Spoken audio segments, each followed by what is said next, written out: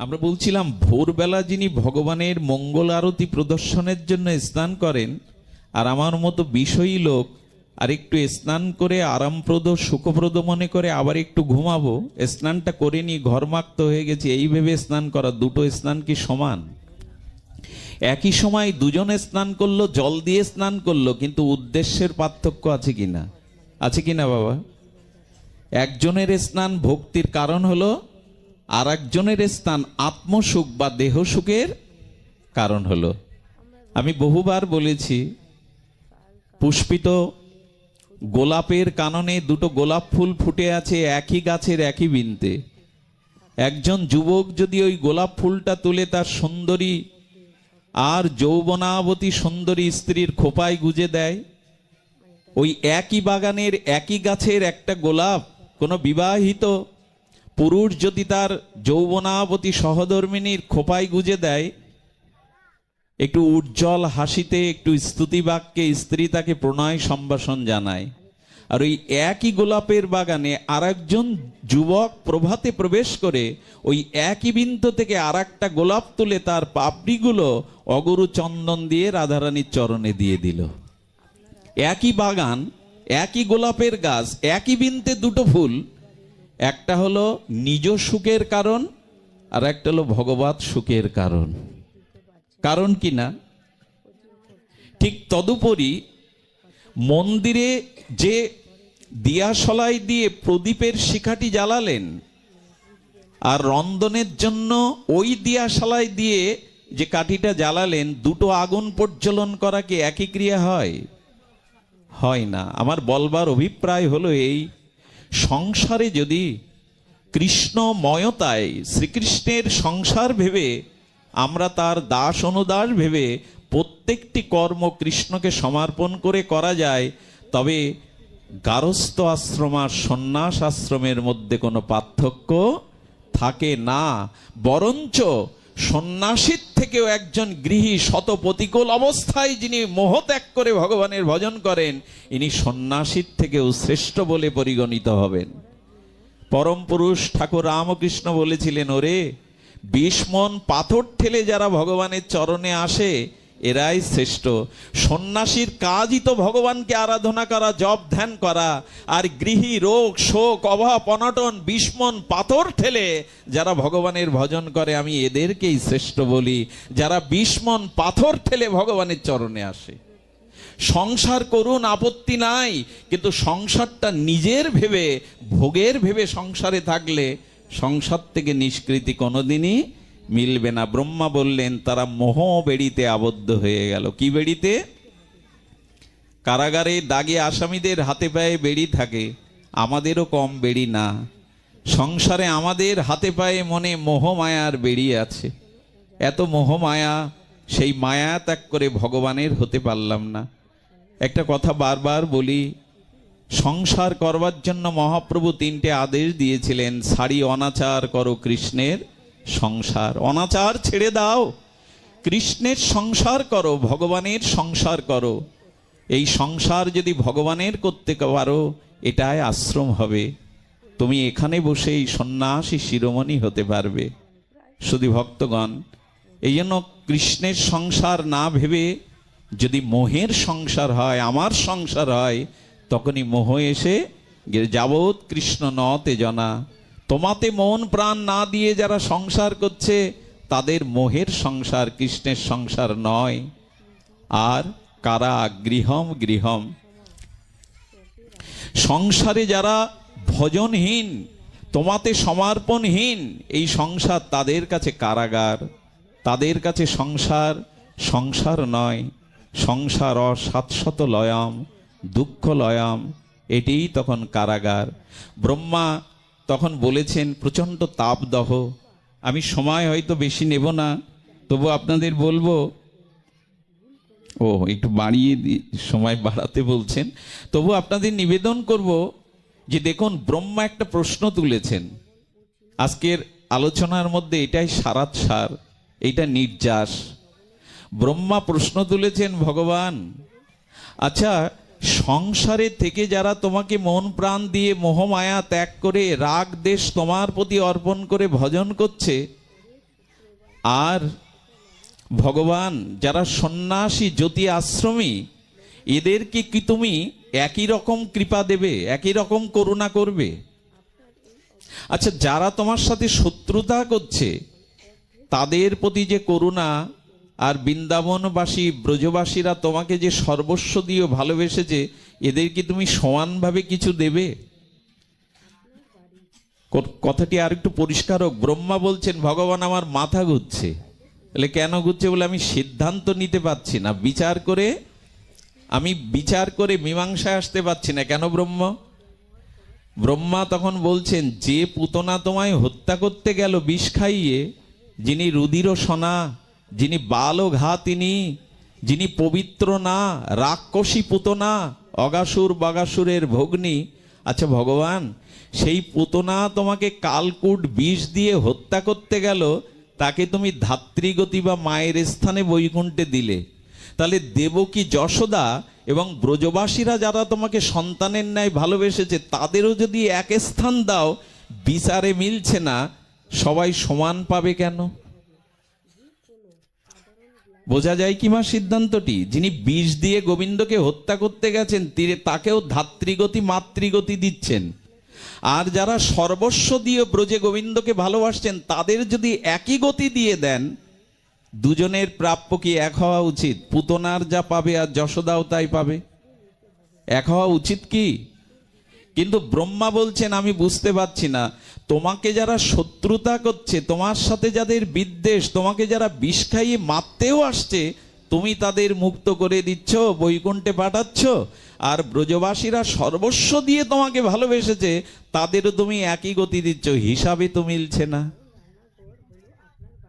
হিসাবে কি মেলে? 2 ঘন্টা শ্রম করে যে মজুরি পায়, আর 12 ঘন্টা খেটে যদি তাকে তাও দেন, এইটা কি মহাজনের যথার্থ বিচার হলো, ন্যায় বিচার হলো?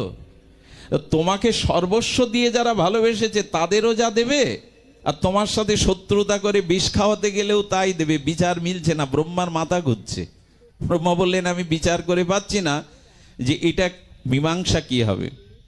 ব্রহ্মা তাকে তখন বলছেন কৃষ্ণ, আচ্ছা ব্রহ্মা, তুমি সর্বজ্ঞ জ্ঞানী হয়েও বেদব্যক্ত হয়ে বুঝতে পারছো না? আমি সন্ন্যাসীদের মুক্তি দিই, পুতনাকে ধাত্রীগতি দিয়েছি, কিন্তু ব্রজবাসীদের তো আমি নিজেকেই দিয়ে দিয়েছি। আমি নিজেরই ওদের কারো সখা হয়েছি, কারো পুত্র হয়েছি, কারো বন্ধু হয়েছে, কারো পতি হয়েছে। আমি তো আমাকেই দিয়ে দিয়েছি। তাহলে দেওয়া এক হলো কি করে? আমি সন্ন্যাসীদের মুক্তি দিয়েছি, পুতনাকে ধাত্রীগতি বৈকুণ্ঠ দিয়েছি, কিন্তু আমি নিজেকে তো ব্রজবাসীদের কারো ছেলে, কারো সখা। ব্রহ্মাকে বলছেন, ব্রহ্মা তুমি এখনো দেখোনি আমি কিভাবে এদের দিয়েছি। কিভাবে? শুনুন তাহলে। অখণ্ড পরতত্ত্ব স্বয়ং ভগবান, অজর অমর চিন্ময় শাশ্বত সনাতন সর্বশক্তি সচ্চিদানন্দ তত্ত্ব ভগবানকে একদিন যশোদা বলছেন, গোপাল এদিকে আয় তো। যশোদার কাছে গোপাল গিয়ে বলছে, মা, বলে এতক্ষণ কোথায় ছিলি? বললো বানর নাচ দেখছিলাম। বানর নাচাচ্ছিল তাই দেখছিলাম। কিভাবে বানর নাচে দেখাতে পারিস? বলে হ্যাঁ মা। তবে মা বানরই ছিল যে ওখানে, বানর আর বানরীর নাচ হচ্ছিল।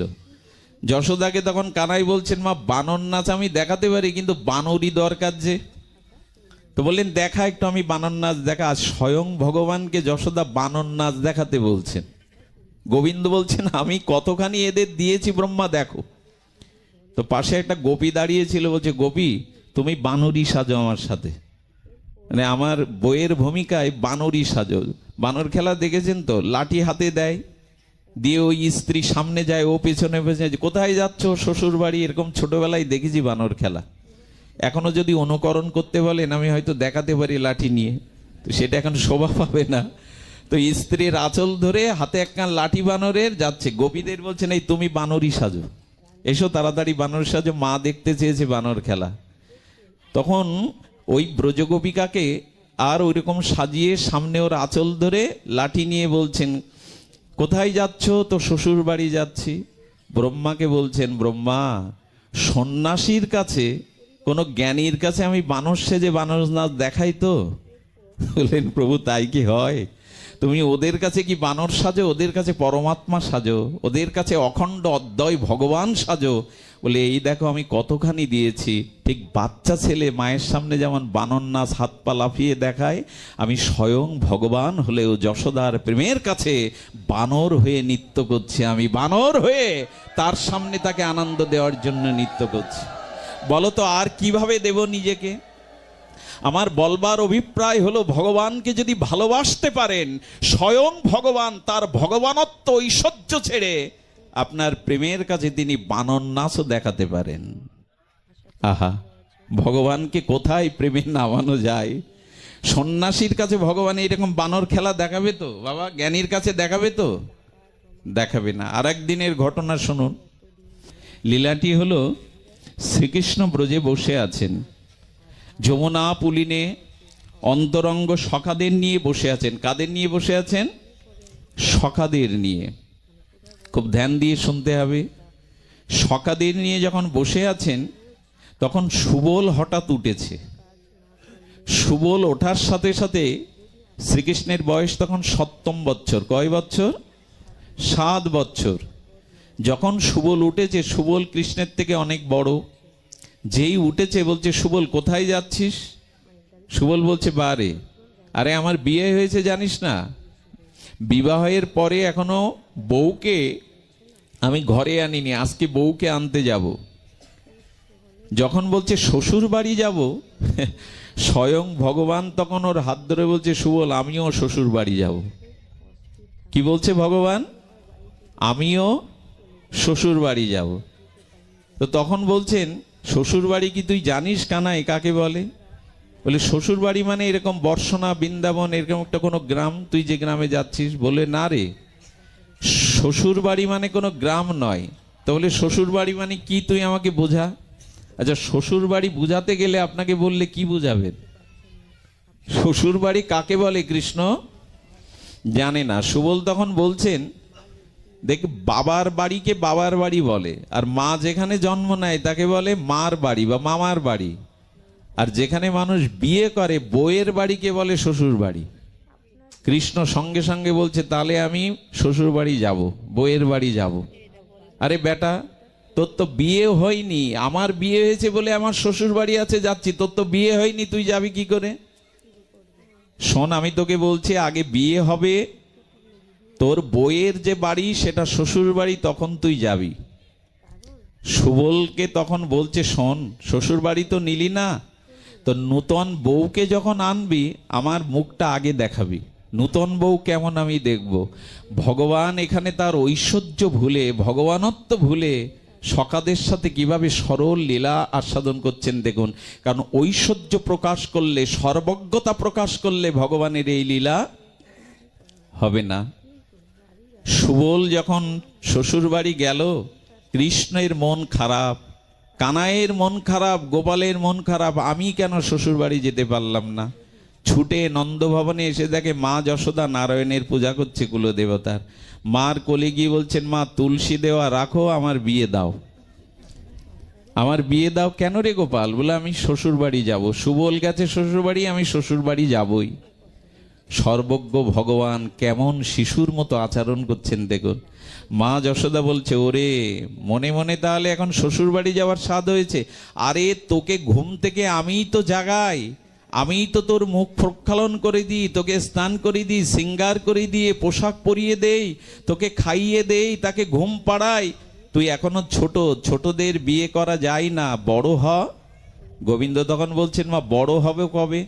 বলে যেদিন নিজের কাজ সব নিজে করতে পারবি। বলে মা তাহলে সমাধান হয়ে গেছে, কাল থেকে তোমাকে আমার জন্য কিছু করতে হবে না, আমি একাই উঠবো, একাই চান করবো, একাই পোশাক পরবো, আমি বড় হয়ে গেছি, তুমি বিয়ে ঠিক করো। ভগবান বলছেন, কাল থেকে তোমার আর করা লাগবে না। আর মা আরেকটা জিনিস তো ভালোই হয়, যদি বউ আসে তাহলে তো তোমার কাজ কমে যাবে, কাজ তো তোমাকে বেশি করতে হবে না, বিয়ে দাও। আরে শোন, তোর বাবা আসুক, মেয়ে দেখতে হবে, তারপরে তো বিয়ে। গোপাল এই কথা বলতে বলতে লোভ জেগে গেছে, নতুন বইয়ের মুখটা তো দেখতে হবে। ছুটে গিয়ে দাঁড়িয়েছে সুবল যে পথ দিয়ে ঢুকবে। আহা, নূতন বইয়ের দেখার প্রতীক্ষায় আজ ভগবান অনন্ত জগৎ সৃষ্টি যিনি করেছেন, আজ তার মন বলছে নূতন বউ কেমন হয় আমি দেখব। লীলাটির মধ্যে খুব মার্মিকতা আছে, শুনুন। সুবল যেদিন শ্বশুর বাড়ি থেকে আসবে, ওই বিকালেই গোধূলি বেলায় আসবে। সুবলের স্ত্রীর নাম মাধবী, নামটা একটু মনে রাখতে হবে। কি নাম বললাম? মাধবী। মাধবীকে তার মা, গর্ভধারিণী মা বলছে, শোন মাধবী, বৃন্দাবনে তোকে বিয়ে দিয়েছি, কিন্তু একটা নিষেধাজ্ঞা আছে। এই যে তোর স্বামী আমার জামাতা সুবল, এর একটা বাল্যবন্ধু আছে, নাম হলো কানাই, কৃষ্ণ। তাকে কেউ কৃষ্ণ, কেউ গোপাল, কেউ কানাই বলে। আমি মা, আমার হাত ধরে প্রতিজ্ঞা কর, কৃষ্ণের দিকে কোনোদিন তাকাবি না, তার মুখ কোনোদিন দেখবি না। বলে কেন মা? বলেন, কৃষ্ণের দিকে যারা একবার তাকায় তাদের আর সংসার করা, সংসার উচ্ছন্নে যায়। আর কৃষ্ণের দিকে তাকালে বিষাক্ত সর্প দংশন করলে যেমন বিষময় জ্বালা ওঠে শরীরে, তোরও উঠবে, তোর আর ঘর সংসার করা হবে না। বললেন, যখন যাবি ঘোমটাটা দিয়ে যাবে। আর বৃন্দাবনের মায়েরা তো এমনি ঘোমটা দেয়, সবসময় বুকের কাছে আঁচল নামিয়ে রাখে, এখনো এই প্রথা, তাদের মুখ দেখা যায় না। তো তারা কি করে, মাধবী ওইভাবে ঘোমটা দিয়ে, সুবল জানে না এই কথা বলে দেয়া হয়েছে। আমার কি মনে হয় জানেন, এইখানটায় জীবনে যার দিকে বেশি তাকাবার, যাকে দেখবার ইচ্ছার জন্য এই চোখটা ভগবান দিয়েছেন, সেই দেখবার প্রিয় মানুষটাকে আমরা দেখি না। কিন্তু যাদের সারা জীবন দেখলাম, তাকালাম, তাদের আমার করতে পারলাম না, আপন করতে পারলাম না। যাকে দেখবার আমরা তাকে খুব দেখি না। কেমন জানেন? যে আপনার সব থেকে নিকটে হৃদয়ের মধ্যে আছেন, সেই হৃদয়ের পরমকে আমরা চেয়ে দেখি না। বাইরে যাদের দেখি, সারা জীবন সারা দিনমান দেখি, তারা কেউ আমার হতে পারেনি, আমার মনের মতো হতে পারেনি। কিন্তু আমার হৃদয়ে যিনি বসে আছেন, সেই হৃদয়ের স্বরের দিকে একবারও তাকালাম না। আমি বাহির পানে চোখ মেলেছি, হৃদয় পানে চাইনি। আজ মাধবীর দশাও তাই, কৃষ্ণকে দেখতে নিষেধ। এই সংসারে এমন মানুষ আছে, ঘরে রাধা কৃষ্ণের বিগ্রহ আছে, দিনে একবারও তার কাছে গিয়ে তার নয়ন অভিরাম রূপ মাধুর্য ত্রিভঙ্গ ললিত ঠাম ভগবানের দিকে তাকায় না। অথচ বন্ধু বান্ধব সজ্জন জগৎকে দেখে সে। এই জন্য প্রভাতে উঠে যদি একবার অফিসে ব্যবসায় যাওয়ার আগে ঠাকুর ঘরে ভগবানের চরণ বদনটা দেখে যান, আপনার হৃদয়ে ওই প্রতিচ্ছবিটা অঙ্কিত হয়ে থাকবে, হৃদয় নির্মল হবে। ভগবানকে দেখার কথাই ছিল প্রভাতে ঘুম থেকে উঠে, কিন্তু আমরা দেখি না। আজ মাধবীর মতো, মাধবীর মায়ের মতো অনেকেই আছে, ওইদিকে যেতে দেয় না, ওটা দেখতে দেয় না। তো মাধবী ঘোমটা দিয়ে যখন এসেছে, আর ঘোড়ার রথ থেকে যখন সুবল স্ত্রীকে, নবপরিণীতা বধূকে নিয়েছে, কৃষ্ণ ছুটে গেছে।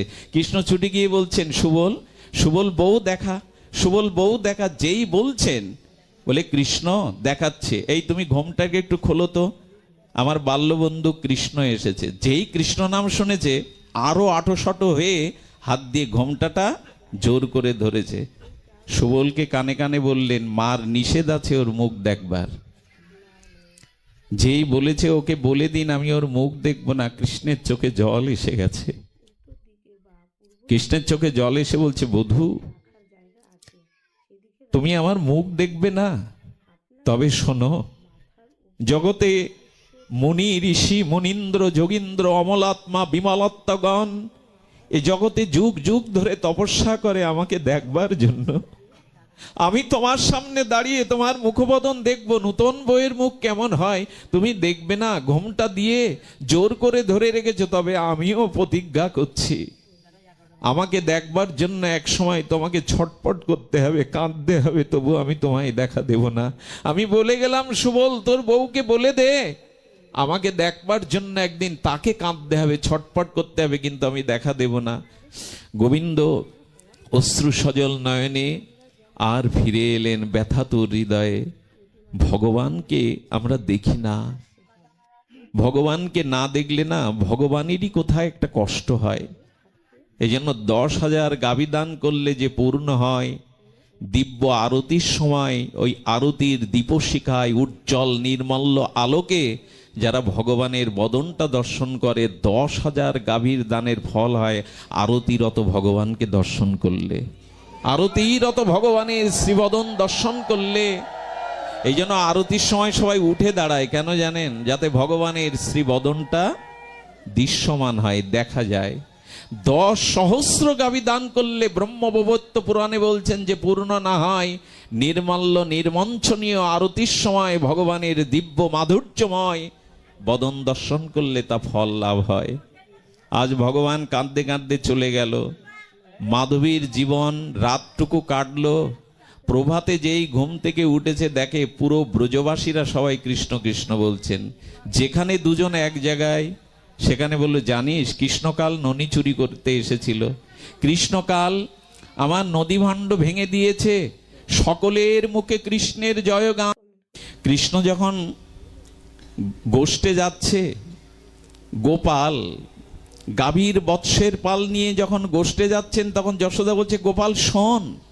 মা মা পেছন থেকে ডাকলে, তখন যশোদা বলল, সবাই ডাকলে পেছন থেকে অকল্যাণ হয়, কিন্তু গোপাল মা ডাকলে কল্যাণ হয়। এই কথাটি মনে রাখা উচিত। মা যদি কখনো আপনাকে পেছন থেকে ডাকে বিরক্তি হবেন না, জানবেন কোনো একটা মঙ্গল আপনাকে সাথে দিয়ে দিচ্ছে মা।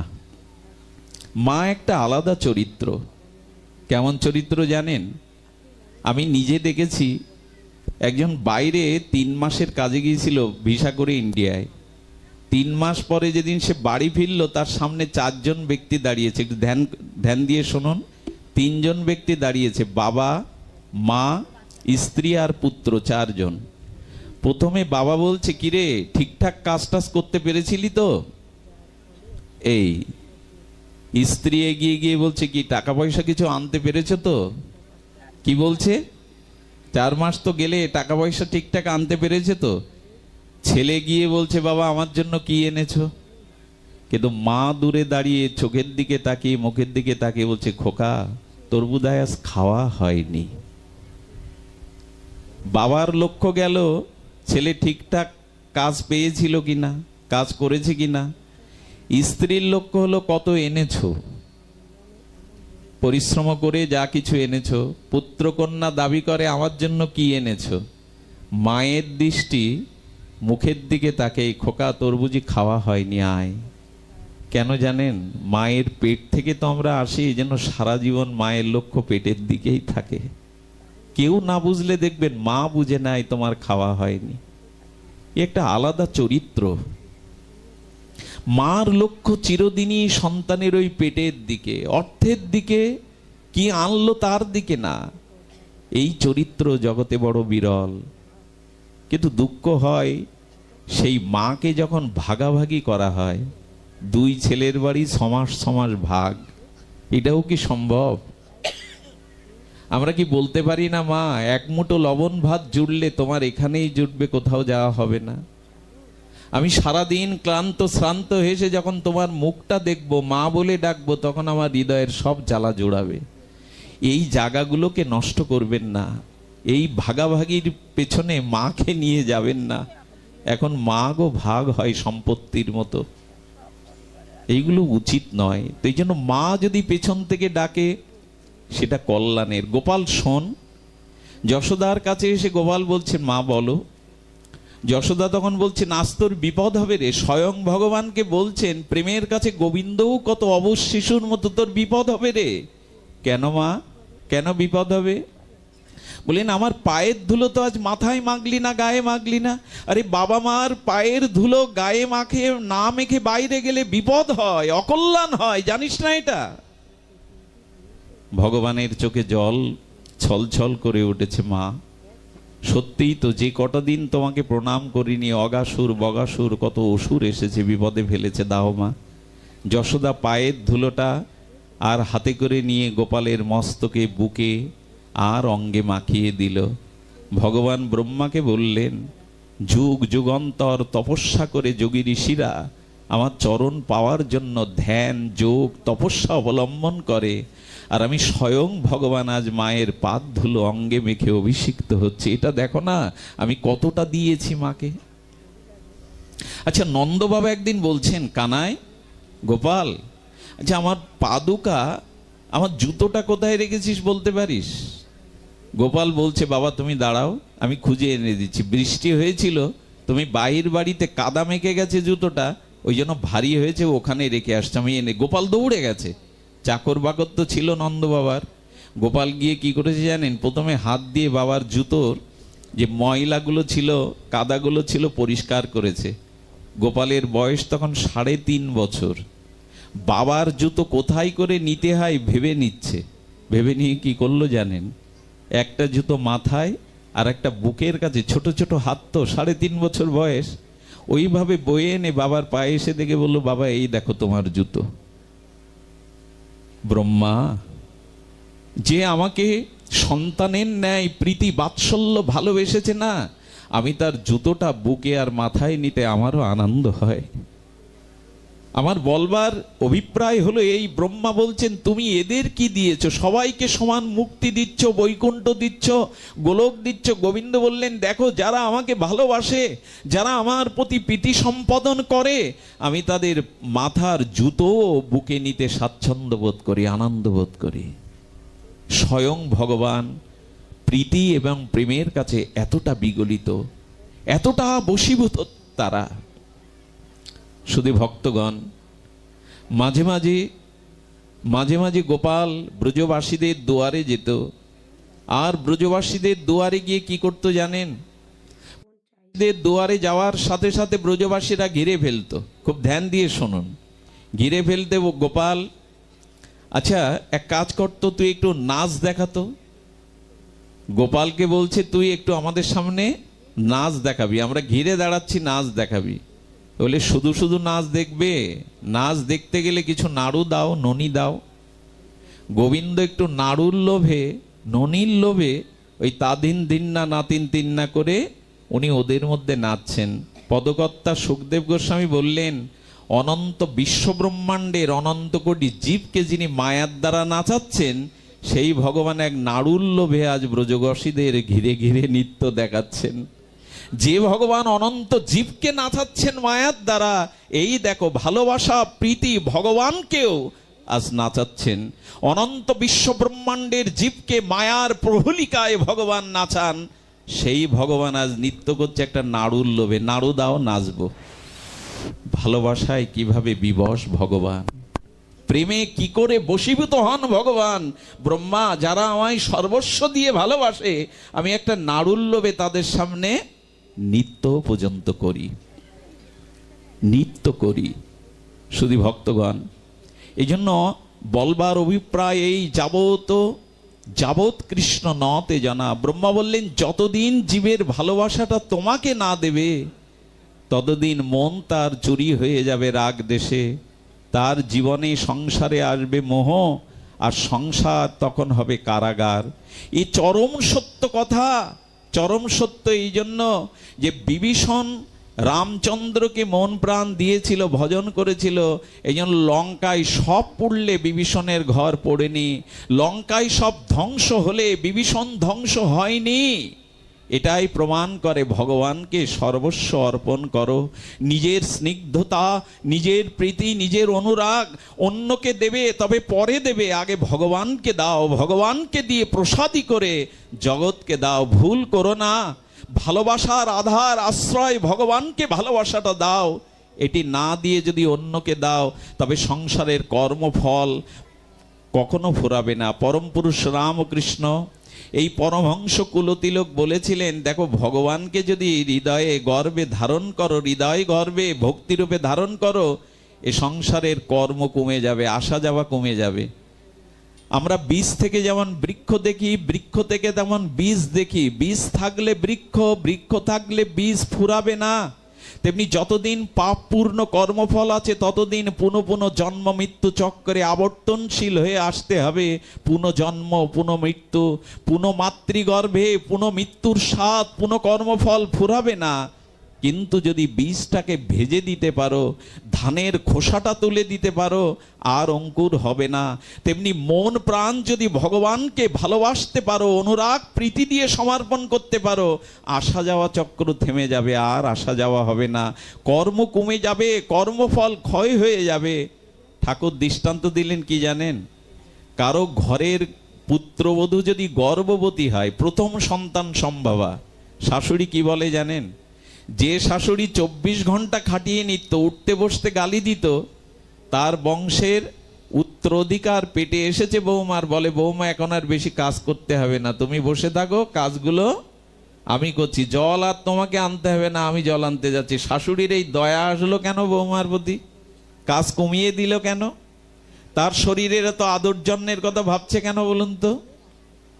ইতিপূর্বে যে শাশুড়ি বৌমার প্রতি ভালো আদরণীয় ব্যবহার করতো না, সৌজন্যতা দেখো না, কাজ করেই নিত, সেই এখন উল্টে বলছে বৌমা তোমাকে জল আনতে হবে না, তোমাকে ঘর মুছতে হবে না, আমি করছি। কারণ উত্তর পুরুষ তার গর্ভে। ভগবান বললেন কারো হৃদয় গর্ভে যদি ভক্তি এসে দাঁড়ায়, ভগবানই তার কাজ কমিয়ে দেয়, তাকে আনন্দের বিশ্রাম দিয়ে দেয়, তাকে আর পুনঃ পুনঃ এই সংসারে কর্মভোগ করতে হয় না। গর্ভবতী মায়ের যত্ন হয় দেখবেন, তার জন্য কত অনুষ্ঠান আয়োজন, তার কত যত্ন আত্তি হয়, পরিবারের সকলেই তখন খেয়াল করে।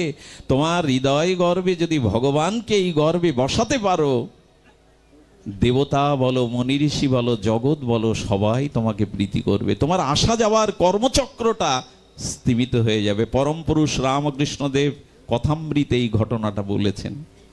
ঠিক জন্য আমাদের ভগবানকে ভালোবাসাটা দিতে হবে। আজকের এই নাম